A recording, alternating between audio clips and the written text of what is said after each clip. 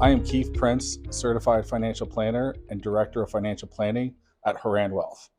With me this week is Andrea Costa. Andrea, please introduce yourself. Hi, I'm Andrea Costa. I'm the Vice President of Wealth Strategy and Financial Planning here at HORAN.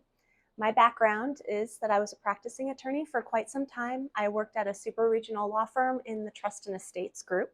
And while I was there, I focused on international estate planning, high net worth estate planning, estate litigation, and I also was the team leader for the business succession group there at the firm. Now here at HORAN, I serve as a subject matter expert. I'm also a liaison between HORAN and the legal and accountancy communities, both locally and nationwide.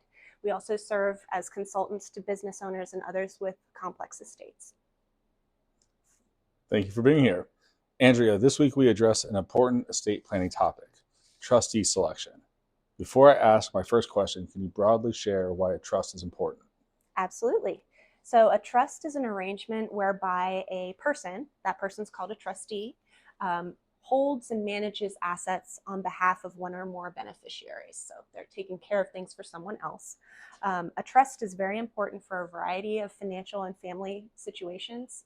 So the most straightforward would be families with young children likely need a trust in order to provide some additional support for the child should they lose their parents as they reach young adulthood.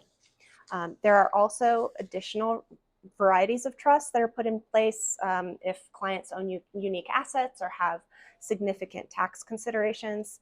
Some other things that would mean a trust is important to put in place would be family dynamics and asset protection.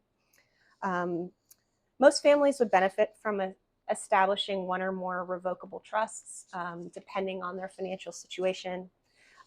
Revocable trusts are great because the grantor can amend them or revoke them entirely whenever they like.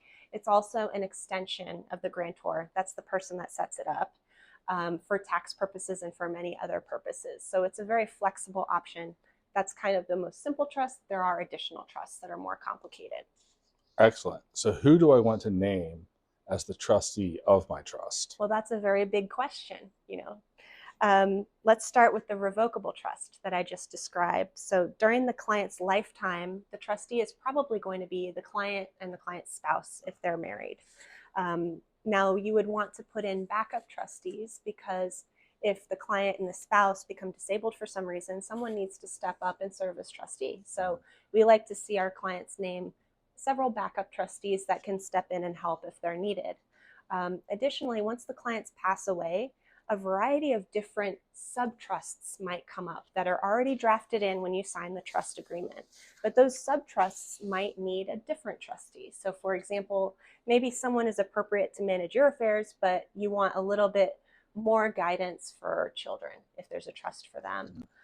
Additionally, you have to think about how long the trust is going to be in place. So if there's a trust in place for a child's entire lifetime, the person that you trust to do that work now, if they're an adult and your child is really young, they're not going to be appropriate when that child's 80 or 90. So often we will put guidelines in place where the child has some discretion after a certain age to either become their own trustee or appoint a trustee based on some guidelines. So for example, maybe they're using an institutional trustee. The child might be able to remove and replace that institutional trustee with a similar one.